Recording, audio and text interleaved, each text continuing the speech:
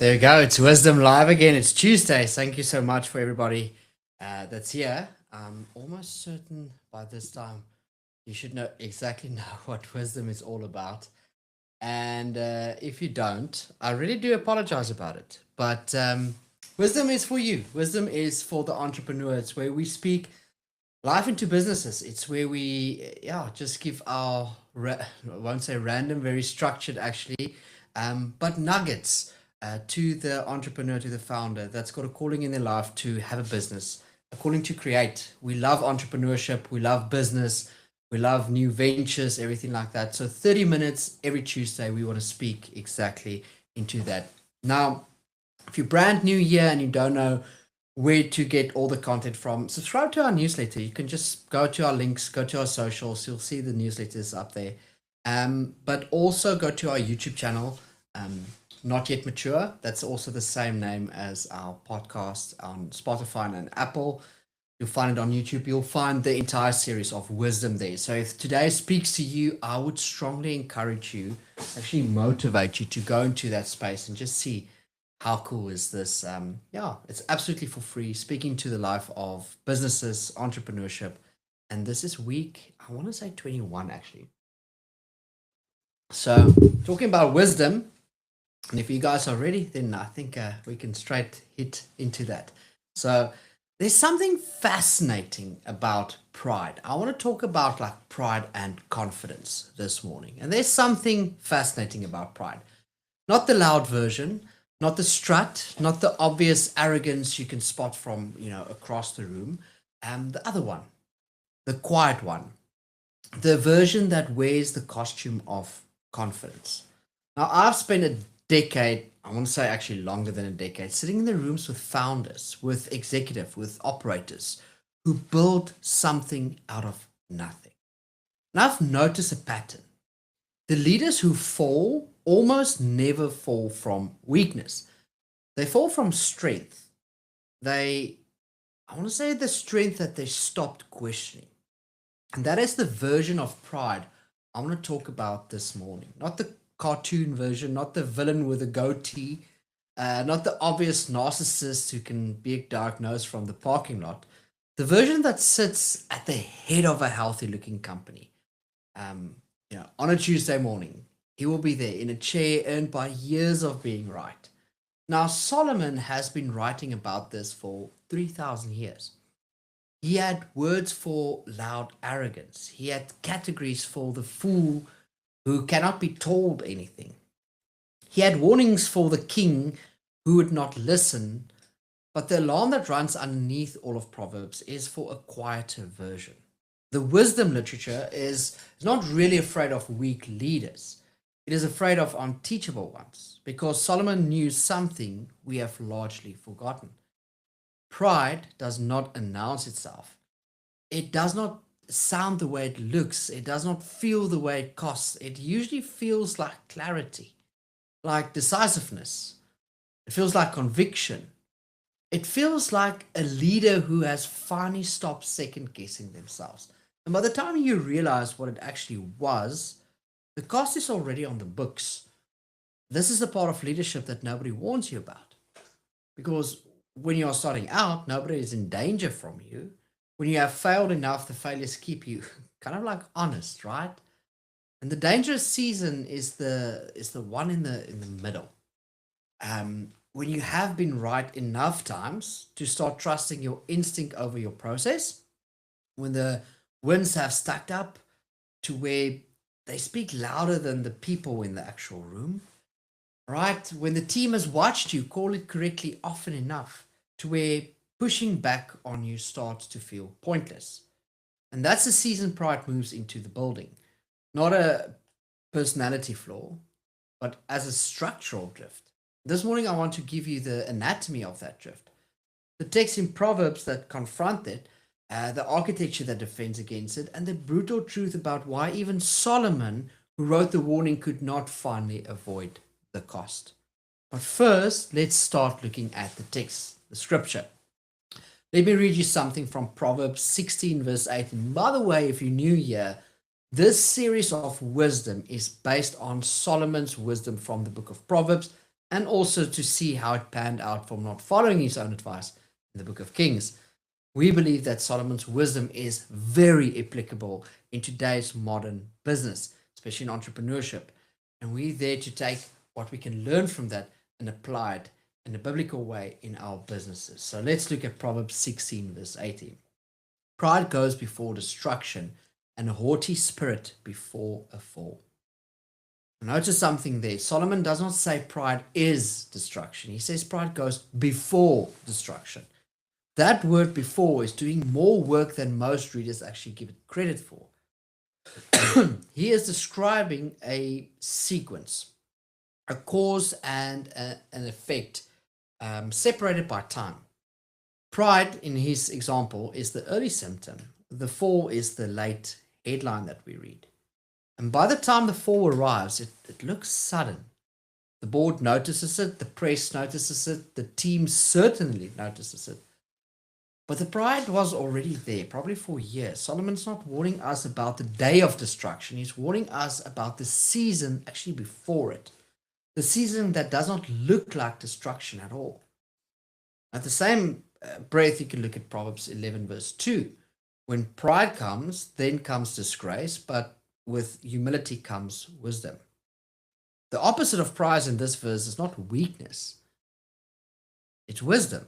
Solomon is making a structural claim that most modern leadership writing has lost. He's saying that humility is not a personality trait. Humility is the precondition for wisdom. You cannot become wiser without it. You can become more skilled, more experienced, more articulate, more dangerous, but certainly not wiser. Because wisdom in Solomon's framing requires the capacity to receive correction. And pride is the loss of that capacity. That is the operative definition I want to give you this morning. Pride is not arrogance, pride is a loss of the capacity to receive correction. One more passage that I want to read is Proverbs 26, verse 12. It says, "Do you see a man who is wise in his own eyes? There's more hope for a fool than for him." That is a sentence designed to stop a successful person in their tracks. There's more hope for a fool than for him. Why? We need to ask it because a fool still has the possibility of being shown the truth. The man who is wise in his own eyes has already concluded. He has already weighted, or actually want to say weighed the input. He has already decided who is worth listening to. The fool can be taught, but the proud or the prideful cannot. That is why Solomon ranks them in that order. So we looked at three texts, three different angles. Pride goes before destruction. Pride costs you wisdom. Pride makes you less reachable than a fool. This is the vocab we are working with, and it should be uncomfortable because every one of those sentences applies mostly, precisely, to the people who are confident they don't need to hear it. It's very ironic. And there's a counterfeit moment. There's a version of pride in business that wears such a convincing costume that we have stopped calling it pride at all. We call it conviction, we call it decisiveness, we call it founder instinct, we call it executive presence. And some of the time it is. That is the problem. The counterfeit looks almost identical to the virtue. I've sat in rooms with leaders who are genuinely decisive. And I sat in rooms with leaders who are quietly unable to be told anything. From the outside, in the first 3 minutes, you cannot tell them apart. They both speak with conviction. They both move quickly. They both have a track record. The difference shows up later, and it will. When something goes wrong, the genuinely decisive leader becomes curious. The proud one becomes defensive. When a junior member of the team raises a concern, the genuinely decisive leader leans in. The proud one finds a clever reason why that person doesn't have the full picture. When the data starts to contradict the strategy, the genuinely decisive leader updates the strategy, but the proud one updates the explanation. Same surface, different structure underneath, and that is the counterfeit. Pride disguised as conviction. Let me give you a specific version of exactly that. There's a founder I've worked with, and I have permission to share this in, I want to say, general terms. Brilliant operator, built 3 businesses in 15 years, strong instincts, a real one. About 18 months ago, he started missing things, small things at first. A hire that didn't work out, a customer segment that wasn't responding to the new positioning, board member who had started giving shorter and shorter answers in meetings. So it's the type of things that showed up later. And if you asked him whether he was open to feedback, he would have laughed. Of course, he was open to feedback. He had built a whole company on listening to the market. He had a coach, he had a chairman, he had a leadership team.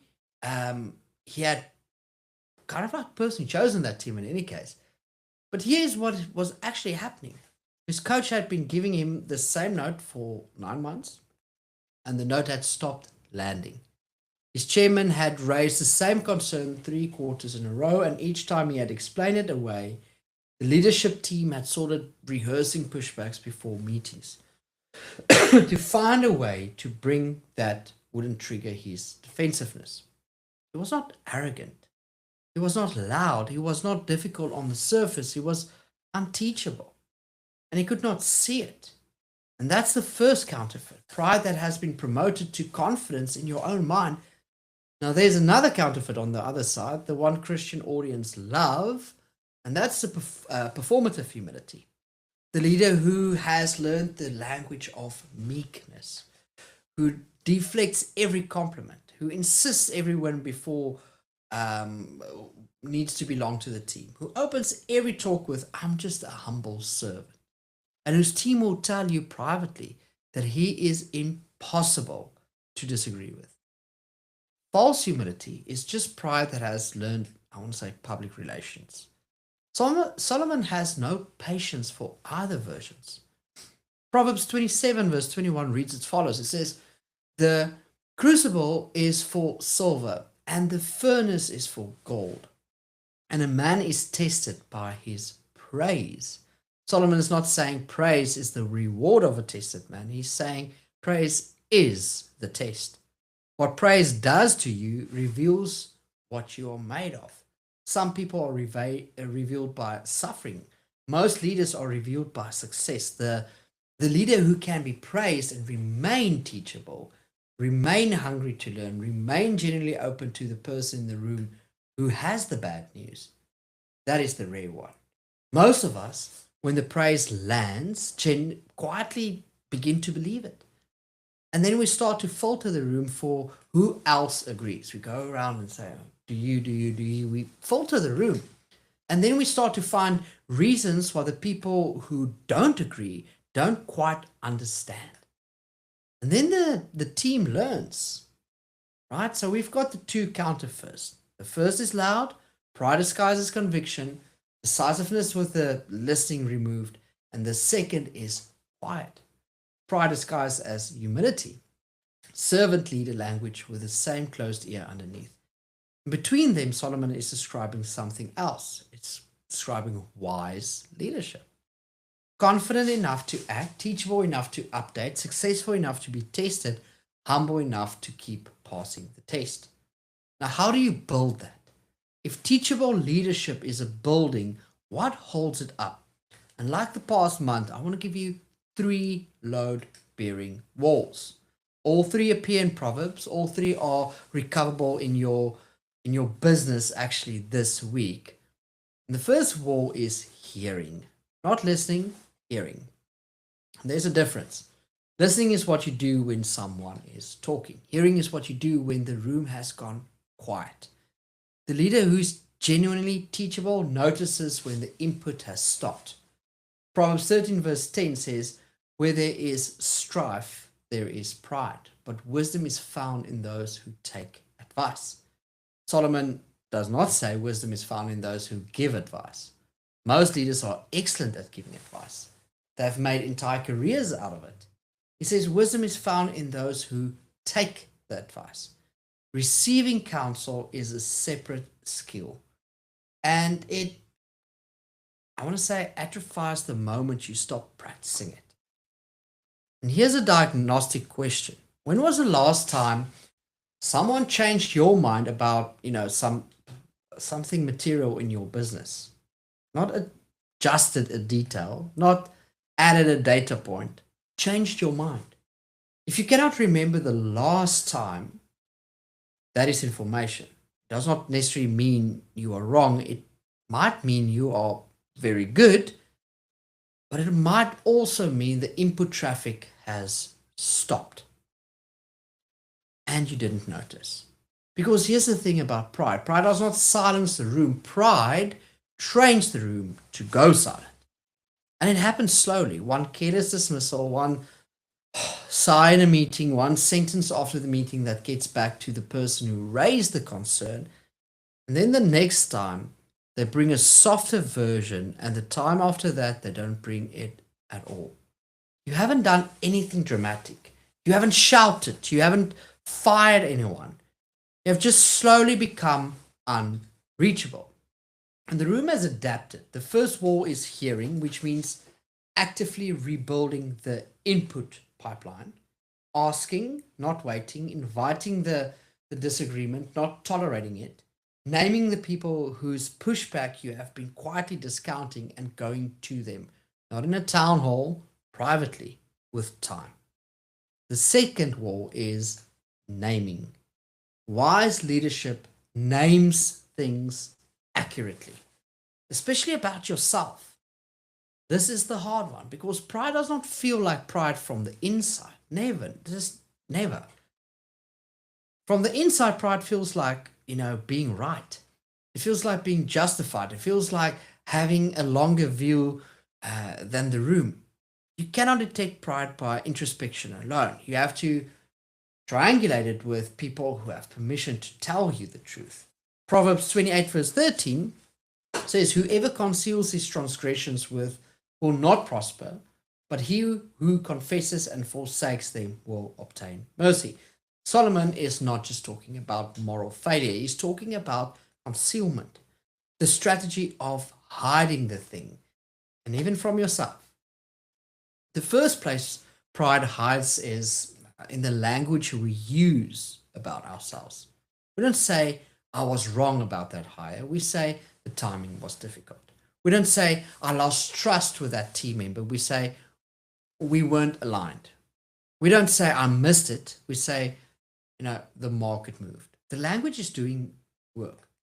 It is protecting an image of ourselves we have decided to actually maintain. And every time we use the softer language, we make the pattern more permanent. Naming is the discipline of using the accurate word out loud with another person actually in the room. "I missed it. I was wrong. I let that conversation go on too long. I should not have made that call without consulting her. I owe an apology." These are short sentences. They take less than 10 seconds. And they do far more for the architecture of your leadership than any keynote you ever give will. Naming is the second wall. The third wall is structure. This is the most important because the first two walls, hearing and naming, depend on the leader doing the right thing in the moment. And in the moment, under pressure, when the quarter is sideways and the team is anxious and someone has just challenged a decision you already made publicly, the right thing is not what your instinct will choose, which is why you cannot rely on yourself in the moment. You have to install structures around yourself that will protect you from yourself. Proverbs 11, verse 14. Have a look at this. It says, "Where there is no guidance, a people falls. But in abundance of counselors, there is safety." We talked about seeking counsel in, I think, the first 5 episodes of this wisdom series. Solomon does not say wisdom is what saves you. He says counsel is what saves you. He's describing infrastructure, not a personal quality, a pattern of relationships around the leader who is willing to be told the truth. What does that look like in a business? It looks like a board that is structurally permitted to push back. Not ornery, not friends, a board that has the standing and the standing room to challenge. It looks like a coach who is paid to disagree with you. not paid to encourage you, paid to disagree. It looks like a co-founder or a number two who is explicitly mandated to surface dissent in the leadership team. It looks like a junior person on the team who has been told in private that the job is to ask the question nobody else will ask. Structural correction. These structures do not appear by accident. They have to be built and they have to be maintained, because especially when they become inconvenient. Because here's what every founder learns: the structure of correction are easy to install when you don't need them yet, and almost impossible to install once you do. The leader who is humble enough to put guardrails in place when things are going well, that's the one who survives the season when things are not. The leader who waits until the crisis will find that nobody has the authority to tell them the truth in time. Hearing, naming, structure. That is the architecture. Your business will not be killed by your weaknesses. Your business will be killed by your strengths. I want to say that again. Your business will not be killed by your weaknesses. Your business will be killed by your strengths. Because weaknesses are visible. You can see them. Your team can see them. You build around them. Strengths are invisible from the inside. And the more they work, the more invisible they become. And that's the entire territory pride operates in. It hides inside the things that have been working.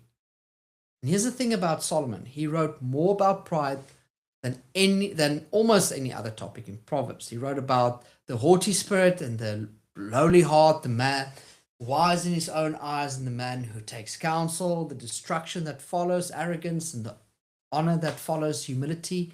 He built an entire library on the danger of becoming unteachable, and then something happened. As I said earlier on, end of 1 Kings, the wisest man in the world, the man who literally wrote pride goes before destruction, was building altars for foreign gods, for his foreign wives. He had not stopped knowing the text, he had stopped being instructed by them.